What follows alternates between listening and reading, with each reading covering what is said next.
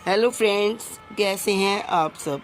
दोस्तों, खड़ मास की शुरुआत हो गई है। ज्योतिषियों के अनुसार जब सूर्य देव गुरु की राशि धनु अथवा मीन में प्रवेश करते हैं तो खड़ मास लगता है। 16 दिसंबर 2025 से सूर्य वृश्चिक राशि से निकलकर धनु राशि में प्रवेश कर गए हैं। आज धनु संक्रांति का पुण्य काल प्रातःकाल 7:07 से लेकर दोपहर 12:17 तक रहा। वहीं इसका महापुण्य काल सुबह 7:07 से लेकर 8:50 तक रहेगा। साल में 2 बार आने वाली खर मास के लगते ही मांगलिक कार्यों पर रोक लग जाती है। हिंदू मान्यता के अनुसार धनु संक्रांति और खर मास के दौरान कुछ एक कार्यों में कार्य करने के में शुभता और कुछ एक कार्यों को करने पर अशुभ फल प्राप्त होते हैं। आइए खर मास से जुड़े कुछ नियम और उपाय के बारे में विस्तार से जानते हैं।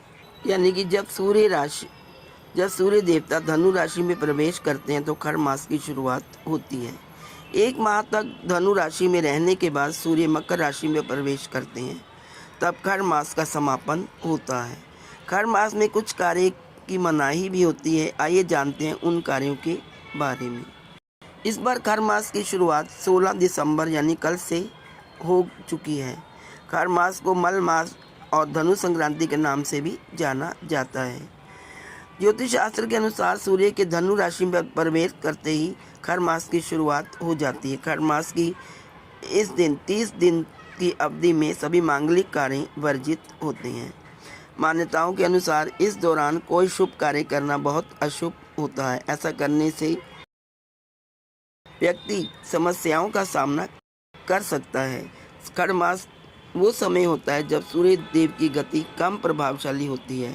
तो आइए जानते हैं कि इस बार जो खड़ मास है वो कब से कब तक है।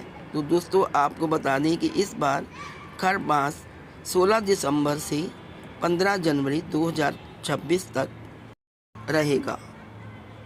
तो इस दौरान हमें क्या करना चाहिए और क्या नहीं, आइए जानते हैं। खड़ मास के दौरान शादी, विवाह, गृह प्रवेश, नामकरण, मुंडन, अन्नप्राशन और वास्तु पूजा जैसे सभी शुभ और मांगलिक कार्य नहीं करने चाहिए। इस समय कुल 16 संस्कार वर्जित माने गए हैं। इसके अलावा खड़ मास की 30 दिन की अवधि में तुलसी के पत्ते तोड़ना बहुत ही अशुभ माना जाता है, क्योंकि खड़ मास में श्री हरि की पूजा होती है और तुलसी भगवान विष्णु को बहुत ही प्रिय मानी जाती है। खड़ मास के दौरान सिर्फ सात्विक भोजन ही ग्रहण करना चाहिए। इस समय लहसुन, प्याज, मांस, मछली और अंडे जैसे तामसिक भोजन से दूरी बनाकर रखनी चाहिए। खड़ मास में घर बनवाना या जमीन मकान खरीदना और बेचना भी शुभ नहीं माना जाता। कहते हैं कि इस दौरान किए गए ऐसे कार्यों में रुकावटें और परेशानियां आ सकती हैं। खड़ मास के दौरान नया बिजनेस भी नहीं स्टार्ट करना चाहिए। इससे पैसों से जुड़ी दिक्कतें आ सकती हैं। इसलिए इस समय नई नौकरी ज्वाइन करने या बड़ा निवेश करने से भी बचना चाहिए। खड़ मास में नए घर में प्रवेश करना भी अशुभ माना जाता है। ऐसा करने से घर में सुख समृद्धि का आगमन नहीं होता। आइए अब जानते हैं कि हमें क्या करना चाहिए। खड़ मास के दौरान व्यक्ति को सभी तरह के वाद विवादों से बचना चाहिए। किसी से लड़ाई झगड़ा नहीं करना चाहिए, क्योंकि इस दौरान होने वाले विवाद आर्थिक एवं मान हानि का कारण बनते हैं।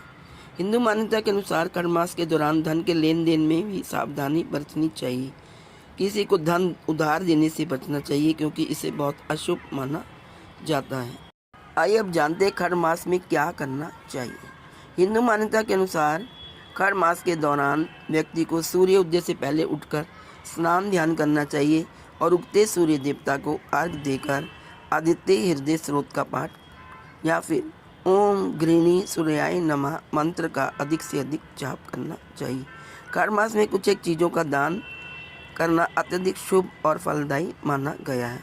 ऐसे में व्यक्ति को अपनी सामर्थ्य के अनुसार जरूरतमंद व्यक्ति को चना, गुड़, चावल, काला तिल, कंबल, कपड़े और धन का दान करना चाहिए। खर मास के दौरान व्यक्ति को सूर्य देवता की विशेष साधना और आराधना करते हुए सात्विक जीवन जीना चाहिए। खर मास में व्यक्ति को अपनी वाणी और व्यवहार से विनम्र रहना चाहिए। खर मास के दौरान यदि संभव हो तो किसी जल तीर्थ यानी गंगा या यमुना जैसी पवित्र नदियों में स्नान करना चाहिए। यदि जल तीर्थ पर ना जा पाए तो गर्म पानी में गंगा जल मिलाकर स्नान करके पुण्य फल प्राप्त कर सकते हैं। इसके अलावा खर मास की 30 दिन की अवधि में श्री हरि की पूजा होती है और तुलसी माता को भी पूजना चाहिए। तुलसी के आगे रोज एक दिया जलाएं तथा श्री हरि की पूजा करें। अब प्रश्न उठता है कि खर मास में क्या क्या दान करें। पुराणों के अनुसार खर मास के महीने में गुड़ का दान करना अत्यंत शुभ माना गया है। ज़रूरतमंद लोगों को गुड़ का दान खर मास में करने से कुंडली में कमजोर सूर्य मजबूत होता है। साथ ही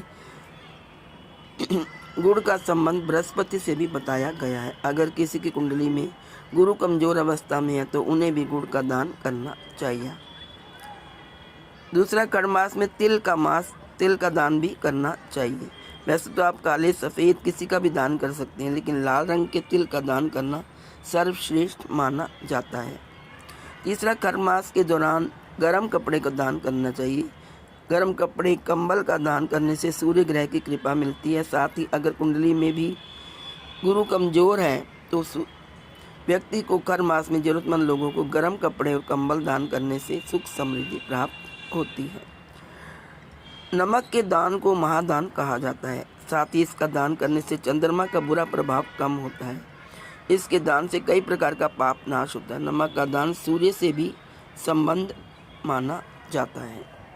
खर मास में रुई का दान या रुई से बनी चीज़ें जैसे पूजा की बत्तियां, इन सभी का दान आप किसी मंदिर में कर सकते हैं। खर मास में दान का क्या महत्व है, आइए जानते हैं। ऐसी मान्यता है कि खर मास में किए गए दान का दुगना फल व्यक्ति को मिलता है।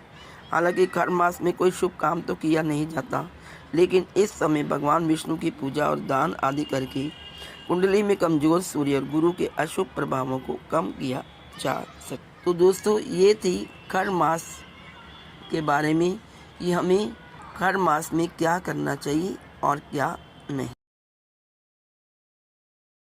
आज इस वीडियो में इतना ही। यदि वीडियो अच्छी लगे तो प्लीज़ लाइक ज़रूर कर दीजिए और वीडियो को शेयर भी करना ना भूलें। यदि आप चैनल पर नए हैं तो चैनल को सब्सक्राइब करना ना भूलें और बेल का आइकन भी प्रेस कर दें ताकि मेरी आने वाली नई वीडियो की अपलोड की नोटिफिकेशन सबसे पहले आपको मिल सके। Thank you so much.